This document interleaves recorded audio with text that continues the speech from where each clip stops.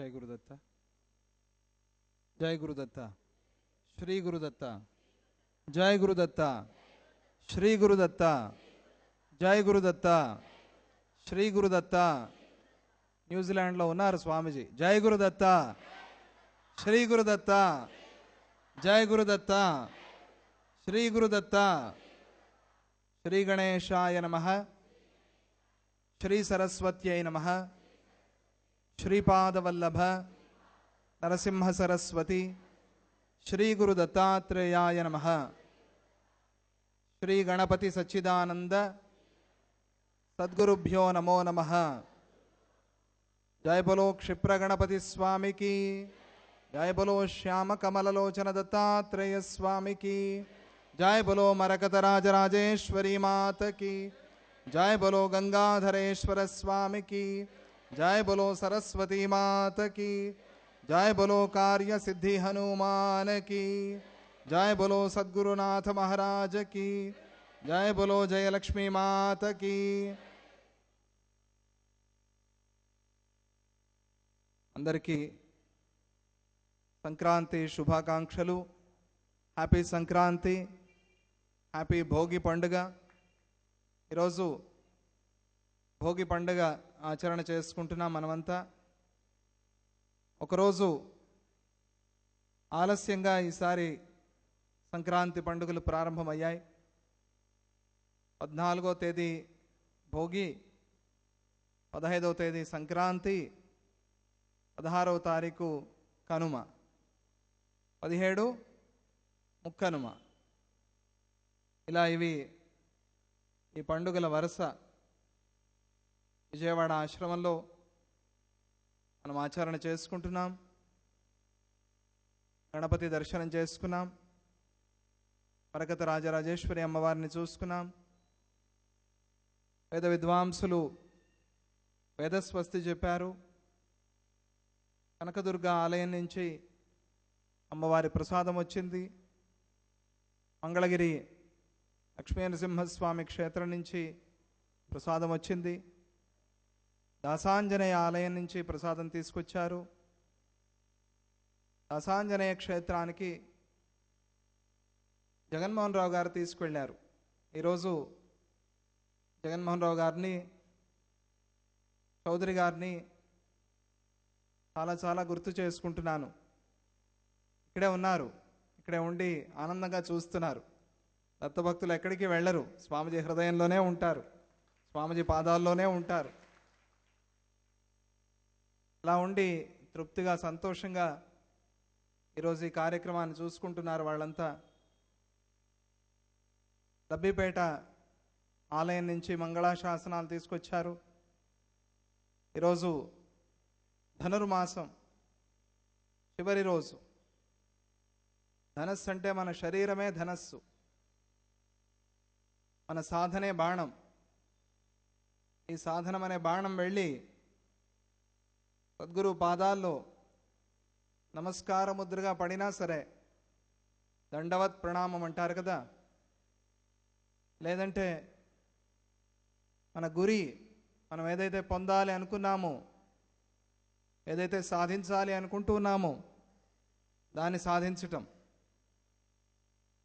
అలా సాధ్యాన్ని పొందేందుకు ఒక సాధనం ఈ శరీరం. సామాన్యమైన శరీరం కాదు ఇది. ఈ శరీరం అనేక సందర్భాల్లో చాలా తుచ్చమైనది అని చెప్తారు.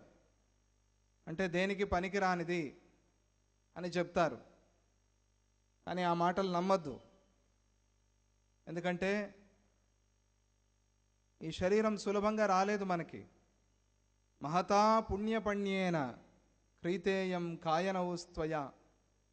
ఎంతో పుణ్యాన్ని వెచ్చించి, ఎంతో పుణ్యాన్ని ఖర్చు చేసుకుని, ఎంత పుణ్యం తెలీదు, ఎన్ని జన్మల పుణ్యం తెలీదు, ఎన్ని కోట్ల లక్షల జన్మల పుణ్యం తెలీదు. ఊరికే వచ్చింది ఆ శరీరం, ఊరికే రాదు. మన అజ్ఞానాన్ని పోగొట్టడం కోసం పరమాత్మ మనకు అనుగ్రహించిన ఒక నావ. అందుకే ఈ శరీరాన్ని తిట్టుకోకూడదు. అలాగని శరీరాన్ని పొగుడుకోనూకూడదు, రెండూ చేయకూడదు.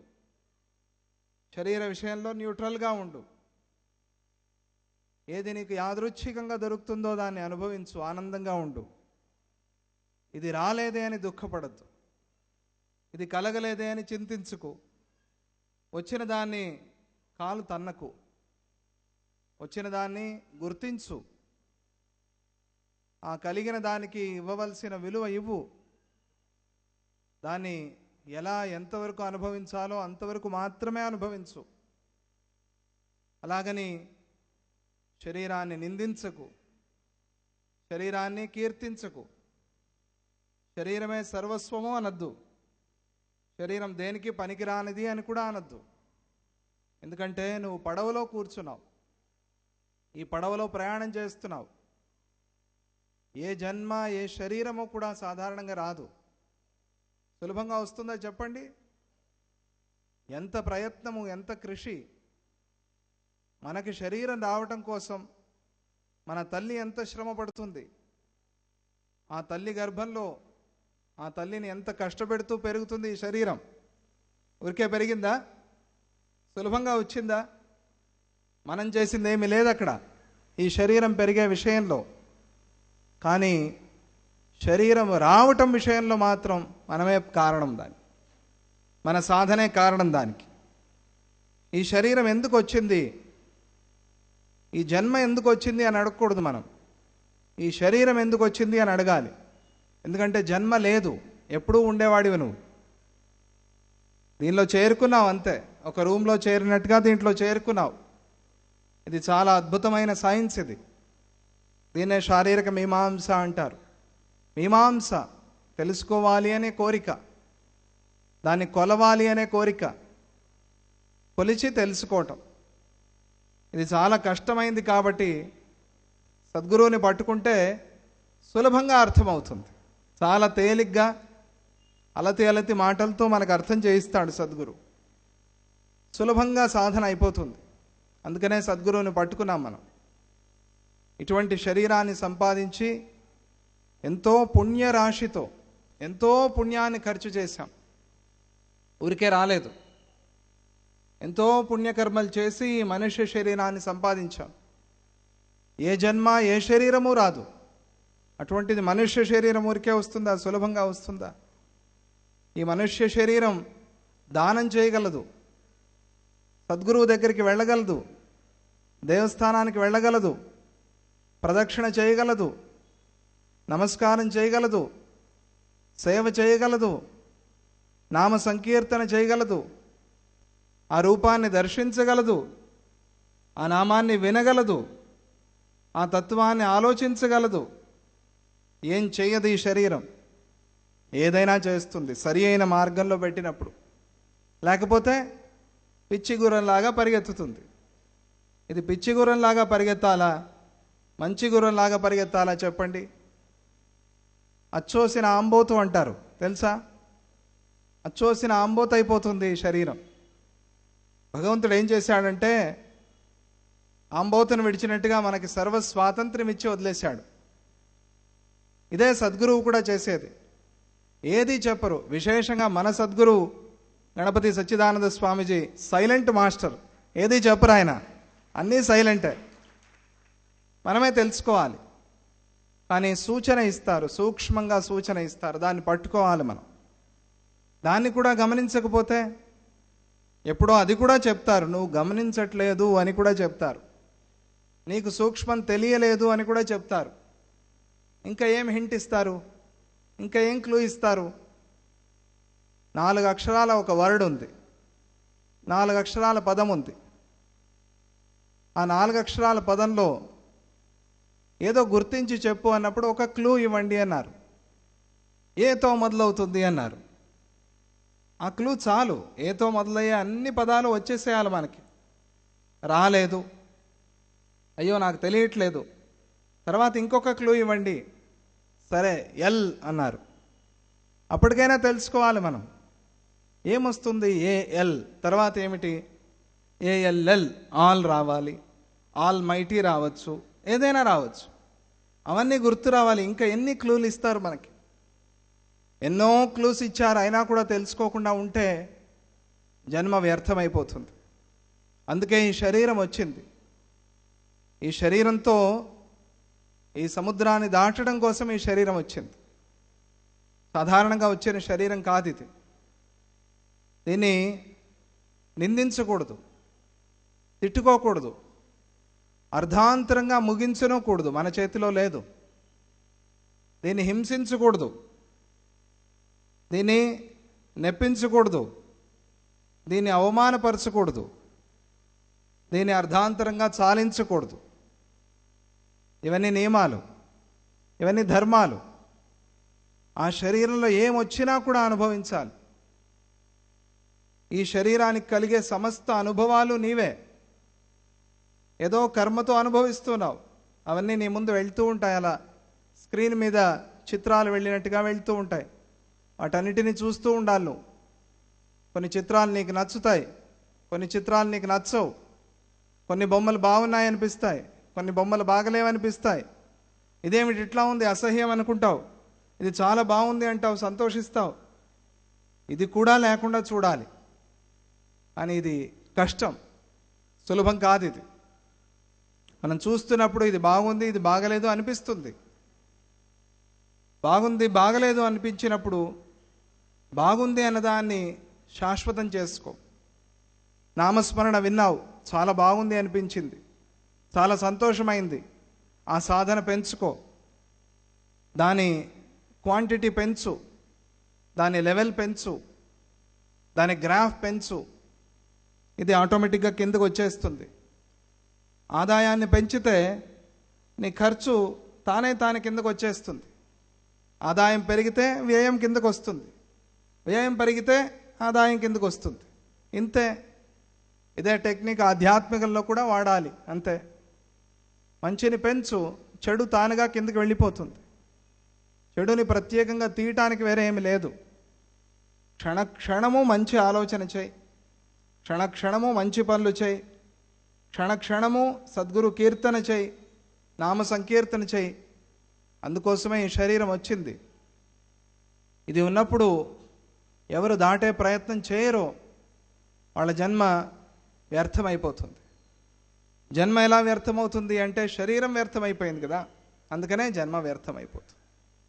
అప్పుడు మళ్ళీ రావాల్సి వస్తుంది ఈ చక్రంలో.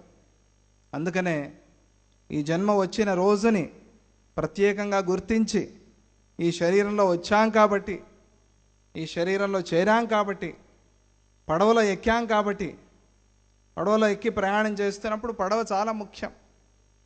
ప్రయాణం చేస్తున్నాం కదా, ఆరోగ్యంగా ఉంటే కదా యోగాభ్యాసం, ఆరోగ్యంగా ఉంటేనే కదా సాధన. ఆ ఆరోగ్యాన్ని ప్రార్థన చేసే రోజు, ఆరోగ్యాన్ని మనకి సూర్య రూపంలో సద్గురు అనుగ్రహించే రోజే ఈ సంక్రాంతి. అందరికీ కూడా మంచి ఆరోగ్యాన్ని ప్రసాదించే రోజు ఈరోజు.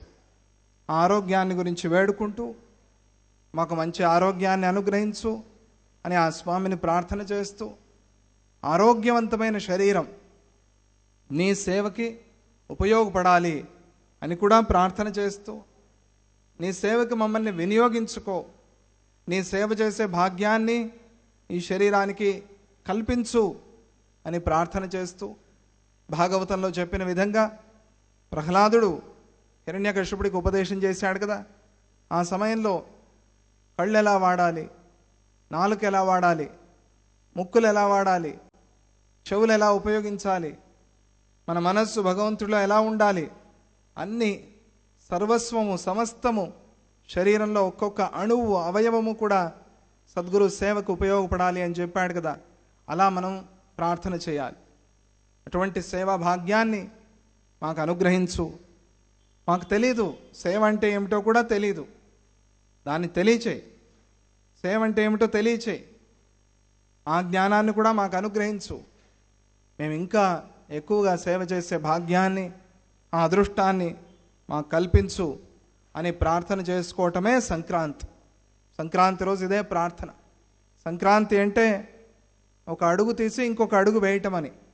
ఒక అడుగు తీసాం, అడుగు వేయాలి కదా. అక్కడ అడుగు తీసి గాల్లో పెడితే ప్రయోజనం లేదు.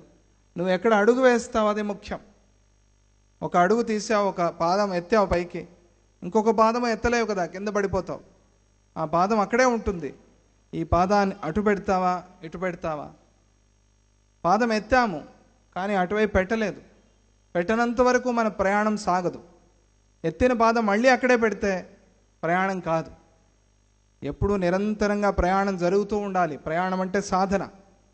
అది ఏ గేర్లో ఉన్నా సరే పర్వాలేదు. 5th గేర్లోనే సాధన చేయండి అని నేను చెప్పలా. 1st గేర్లో అయినా కనీసం సాధన చేయండి. 1st గేర్ అయినా పర్వాలేదు. ఒక్కొక్క అడుగే వేయండి, పర్వాలేదు.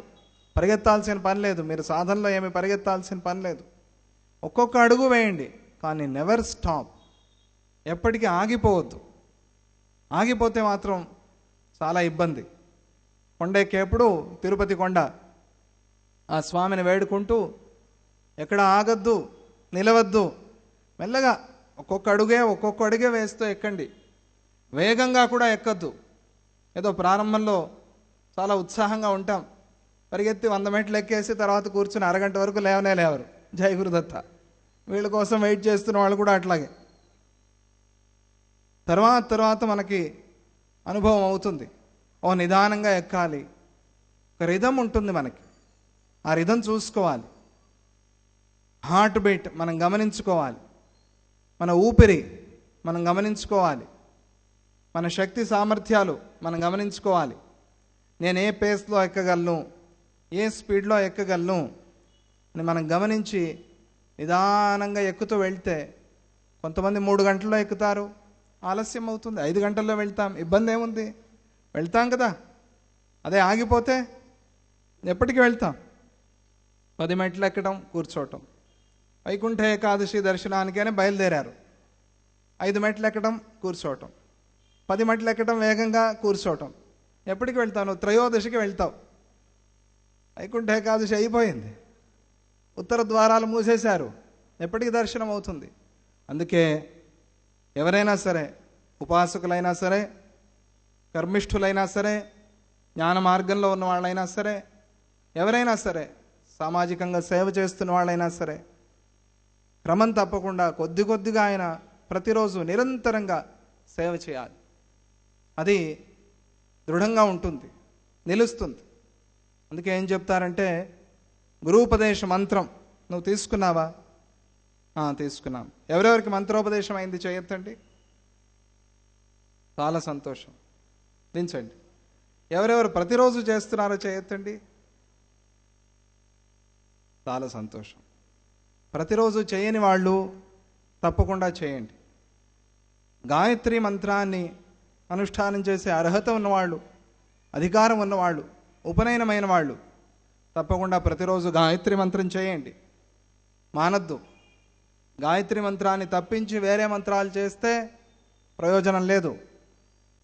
గురువుని పట్టుకోకుండా, గురువుకి నమస్కారం చేయకుండా ఏ దేవుణ్ణి పట్టుకున్నా కూడా నీకు అనుగ్రహం రాదు. ఎందుకు అంటే గురుముఖతః వెళ్ళాలి నువ్వు. అది ద్వారం. అది నువ్వేదో వెనకాల దొడ్డిదారి నుంచి వస్తాను అంటే రానివ్వరు. ద్వారంలోనే రావాలి అంటారు. ఆ ద్వారమే సద్గురు. ఆ సద్గురు ద్వారంలోనే వెళ్ళాలి. అలాగే గాయత్రి మంత్రం కూడా అంతే, ద్వారం అది. ఎందుకు ఇచ్చాడు ఈ బాధ్యత? లోకశాంతి కోసం, విశ్వ కళ్యాణం కోసం. ప్రతిరోజు చేయాలి గాయత్రి మంత్రం, ప్రతిరోజు చేయాలి. చేసిన తర్వాత మీ ఇష్టం ఏ మంత్రమైనా చేయండి. కానీ గాయత్రి మంత్ర అధికారం ఉన్న వాళ్ళు అది తప్పించి వేరే చేస్తున్నారు. అందుకే లోకానికి హాని, లోకంలో అశాంతి. ఇది సద్గురువుకి నచ్చదు. గాయత్రి మంత్రం చేసి ముందు తర్వాత మిగతా మంత్రాలు చేయాలి. అలాగే సద్గురు ఉపదేశ మంత్రం తీసుకున్న వాళ్ళు మర్చిపోకుండా ప్రతిరోజు కనీసం 18 సార్లు అయినా చేయండి అంటారు. 108 సార్లు. అసలైతే కనీసం అనేది 108. ఒక మాల, ఆ మాలలో 108 పూసలు ఉంటాయి. 108, కనీసం 108 చేయండి. కాదు మా వల్ల కాలేదు, ఏం చేయాలి? ఏం చేయాలంటే 63 చేయండి. అది కూడా కాదు 54 చేయండి. అది కూడా కాదు 36 చేయండి. అది కూడా కాలేదు 27 చేయండి. అది కూడా కాదు మా వల్ల 18 చేయండి. అయ్యో అది కూడా కొంచెం డౌటే, పోనీ 9 చేయండి. అది కూడా డౌటే. ఒక్కసారైనా స్మరణ చేయండి తీసుకున్న మంత్రాన్ని. అది కూడా డౌటే అంటే అయితే నీ విషయంలో కూడా అనుగ్రహం డౌటే, అది ష్యూర్ కాదు. ఎన్నో ఉపాయాలు మనకు చూపించారు.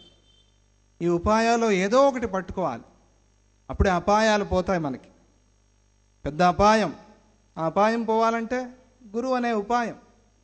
ఆ ఉపాయాన్ని పట్టుకుని అపాయం నుంచి బయటపడాలి. ఎప్పుడు కష్టాలనే చూస్తూ దుఃఖపడుతూ అయ్యో అంటూ ఉండకూడదు. కష్టాల్ని మరిచిపోవాలి. 2014 గడిచిపోయిన సంవత్సరం, కొత్త సంవత్సరం అని ఆనందంగా చేస్తాం, ఎందుకంటే వెళ్ళిపోయింది. నవ్వుతూ ఉండు, ఏడుస్తూ ఉండద్దు. నువ్వు నాటకమైనా చేయి, పర్వాలేదు. నాటకంలో నవ్వినా కూడా నీకు మంచిదే, అది విశేషం. నవ్వు నీకు కనిపెట్టింది ఎవరు చెప్పండి? నవ్వు ఎవరి వల్ల వచ్చింది ప్రపంచంలో? గణపతి వల్ల వచ్చింది. నవ్వుని సృష్టి చేసింది గణపతి. అలాగే మనల్ని అందరినీ నవ్వించేది గణపతి స్వామి కదా. నవ్వటం అంటే బయట నవ్వటమే కాదు, లోన మనస్సులో కూడా నవ్వాలి. ఆ హృదయంలో నవ్వుని ఇచ్చేవాడు సద్గురు. నవ్వుతూ ఉండండి. నాటకంగా నవ్వినా కూడా మంచిదే. లోపల ఉన్న ఆ రక్త కణాలన్నీ కూడా ఉత్తేజితం అవుతాయి, లేస్తాయి సంతోషంగా. చూడండి, నవ్వినప్పుడు ఇలా వస్తుంది ముఖం, పైకి వెళ్తుంది. పైకి వెళ్ళటం అంటే వికాసం. ఒకసారి నవ్వండి చూద్దాం. అరే ఎంత అద్భుతంగా ఉంది చూడండి. ఒక్కసారి ఫోటో తీస్తే ఎంతో బ్రహ్మాండంగా ఉంటుంది, గిన్నీస్ రికార్డుకి పంపించవచ్చు మనం. నవ్వులో అంత శక్తి ఉందండి. నవ్వాలి. నవ్వులో వికాసం. ఇలా అంటారు కదా, స్మైల్ అంటే ఇలా అంటారు, అంటే అలా వికాసం. వికాసం అంటే నవ్వుతూ ఉంటే ఆ ప్రపంచం అంతా కూడా అట్లా వికాసంగా కనిపిస్తుంది నీకు. మనస్సు విశాలమవుతుంది నవ్వటం వల్ల. అదే ఏడుస్తూ కూర్చున్నారనుకోండి, ఎంత నవ్విస్తున్నా కూడా నవ్వకుండా ఉంటే పాపం నవ్వించేవాడికి ఏమవ్వాలి? స్వామీజీ చాలా అనేక సార్లు చెప్తారు, ఎవరైనా దగ్గరికి వచ్చినప్పుడు ఉఫ్ అని అలా మొహం పెట్టుకుని ఉండొద్దు, నవ్వు. నచ్చదు స్వామీజీకి అలా ఉంటే. అలా ఉండకూడదు. అంటే పళ్ళికిలించి నవ్వండి అని కాదు, మానసికంగా కూడా స్థైర్యంగా ధైర్యంగా ఉండాలి మనం. ఏదో కష్టాలని తలుచుకుని ఎప్పుడూ ఇలాగే ఉంటాయి, ఎప్పుడు ఇలాగే దుఃఖంలో ఉండిపోతాం అనుకోకూడదు. నవ్వు, ఆ నవ్వు వైపుకి ప్రయాణం, అదే సంక్రాంతి. అందుకే సద్గురువుని సూర్యుడు అని పిలుస్తారు. శిష్యహృత్ పద్మ సూర్యాయ. విన్నారు కదా గురుగీతలో, తెలుసా ఆ శ్లోకం? చెప్పండి.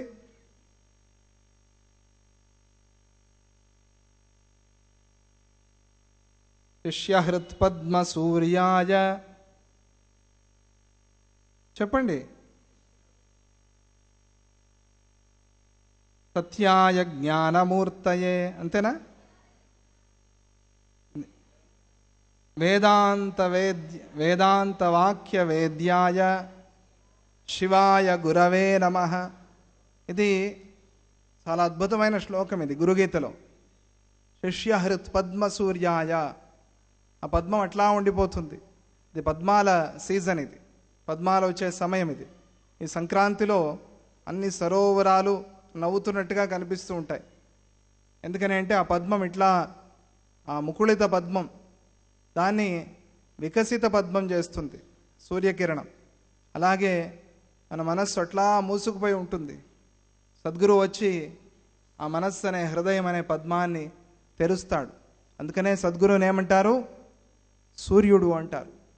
ఆ సద్గురు ఉపదేశాల్ని నిరంతరంగా గుర్తు చేసుకుంటూ, గురువు మనతో ఉన్నాడు, మనతో నడుస్తున్నాడు, మనల్ని నడిపిస్తున్నాడు, మన కష్టాలని పరిహారం చేస్తాడు, మన దుఃఖాల్ని పోగొడతాడు, మన రోగాల్ని పోగొడతాడు, మనకు సుఖాన్ని ఇస్తాడు, మనకు ఆనందాన్ని ఇస్తాడు, మంచి ఆరోగ్యాన్ని ఇస్తాడు అనే విశ్వాసంతో మీరందరూ కూడా ముందుకు నడవండి.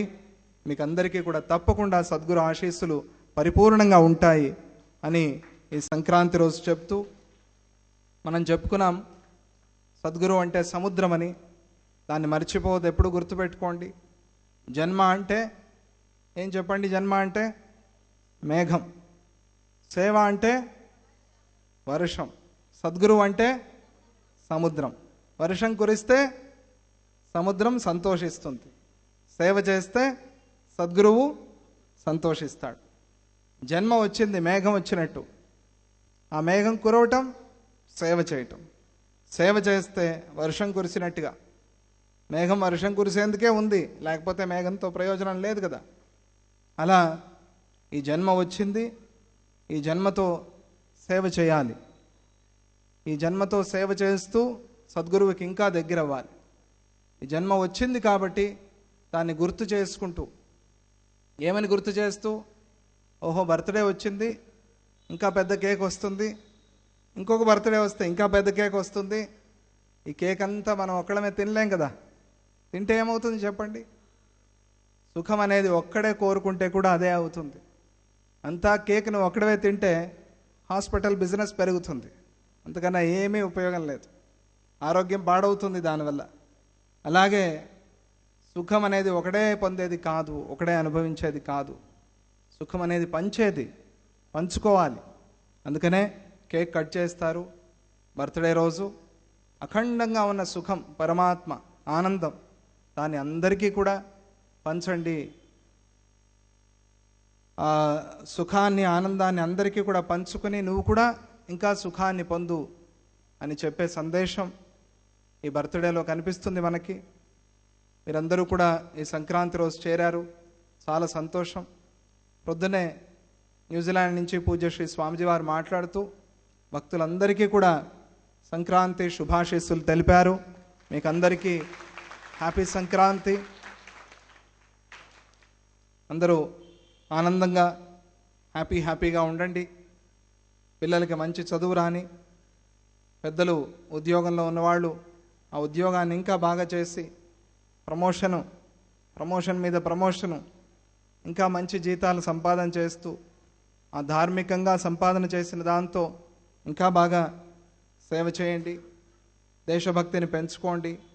శుభ్రత స్వామిజీకి చాలా ఇష్టం. మీ చేతనైన ఆ శుభ్రత, క్లీనింగ్ అనేది మీరు చేయండి.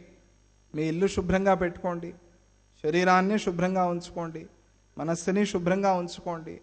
ఇంట్లో వాళ్ళందరూ కూడా శుభ్రంగా ఉండండి. పరిసరాలని కూడా శుభ్రంగా ఉంచుకోండి.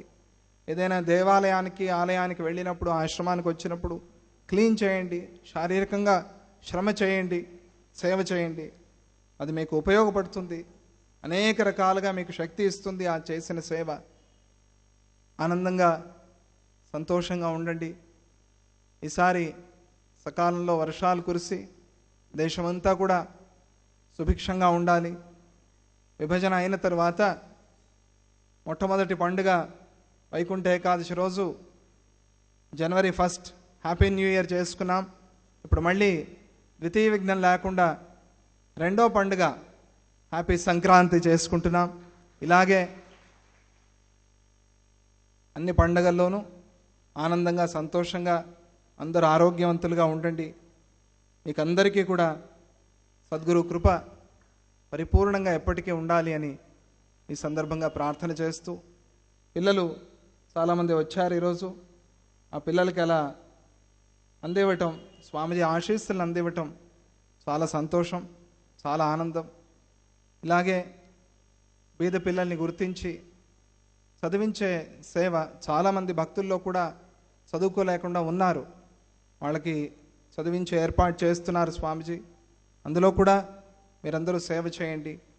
ఈ సంక్రాంతి సందర్భంగా నిన్న మీకు చెప్పాను, కర్నూలులో సూర్యనారాయణ స్వామి దేవస్థానం నిర్మాణం అవుతోంది. సంక్రాంతికి ఏం చేయాలి మేము సేవ అని చాలామంది అడిగారు. ఈ సందర్భంగా సూర్య దేవస్థానానికి సేవ చేసుకోవడం చాలా మంచిది, చాలా విశేషం. ఈరోజు, రేపు, ఎల్లుండి ఈ 3 రోజుల లోపల ఎప్పుడైనా సరే ఆ సూర్య దేవస్థానానికి మీరందరూ కూడా సేవ చేసుకోండి.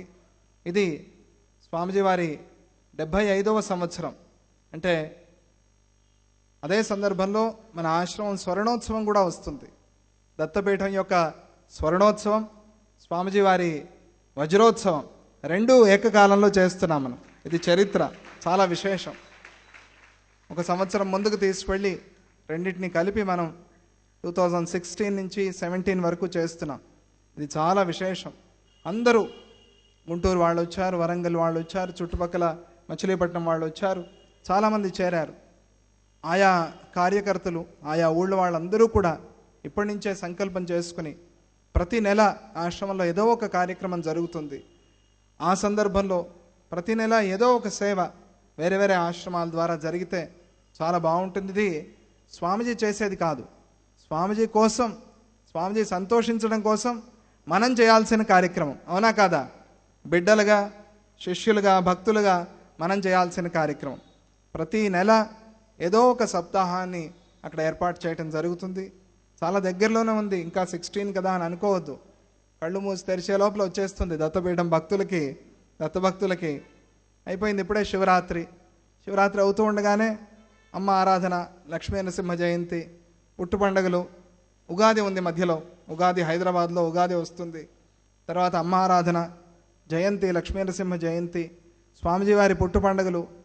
అది అవుతూనే మళ్ళీ చాతుర్మాస్యం, వినాయక చవితి, స్వామిజీ ఇక్కడికి వస్తారు. వెంటనే నవరాత్రి, దత్త జయంతి, మళ్ళీ హ్యాపీ న్యూ ఇయర్. ఇంతే కదా ప్రపంచం, ఇంతే కదా సంవత్సరం. అయిపోయింది 2015. చూస్తూ చూస్తూ కళ్ళ ముందే అయిపోయింది. 16 వచ్చేసింది. ఇంకా 16 రాగానే చెప్పాలా మళ్ళీ నేను happy new year, Sankranti, Shivaratri, అలా అలా అలా అయిపోయి స్వామిజీ బర్త్డే రానే వచ్చింది. ఇలా ఇంత త్వరగా వెళ్ళిపోతుంది. అందుకే మనం చేయబోయే సేవ ముందు నుంచే ప్లాన్ చేసుకోవాలి, ముందు నుంచే అనుకోవాలి. ఇప్పటి నుంచి అందరూ కూడా తయారవ్వండి. స్వామిజీ మనస్సులో ఏ ఏ సంకల్పాలు చేశారో ఆ సందర్భంగా అవన్నీ కూడా మనం ఆ సేవా రూపంగా స్వామిజీకి అర్పణ చేసుకోవాలి అని మీరందరూ కూడా ఈ సందర్భంగా సంక్రాంతిలో సంకల్పం చేసుకోండి. పుట్టినరోజు అంటే విశేషమేమి లేదు. అంటే భోగి రోజు పుట్టాను అని అమ్మ చెప్పింది. ఒక విశేషం అంటే ఆశ్రమానికి వచ్చిన తర్వాత, విజయవాడలో ఉన్నాను కాబట్టి చెప్తున్నాను, ఆశ్రమానికి వచ్చిన తర్వాత మొట్టమొదటి పుట్టినరోజు విజయవాడ ఆశ్రమంలోనే జరిగింది. 85లో ఆశ్రమానికి వచ్చాను. అంటే ఇంకా ఆశ్రమంలో ఉండిపోవటానికి, తర్వాత ఇప్పటి వరకు ఇంటికి వెళ్ళలేదు. 85లో వచ్చాను. 86లో స్వామిజీ ఆంధ్రా టూర్కి వచ్చారు. వచ్చినప్పుడు ఎలా తెలుసుకున్నారో తెలియదు, మన బెటాలియన్, అప్పుడు వాలంటీర్స్ అని లేరు, బెటాలియన్ అనేవాళ్ళు.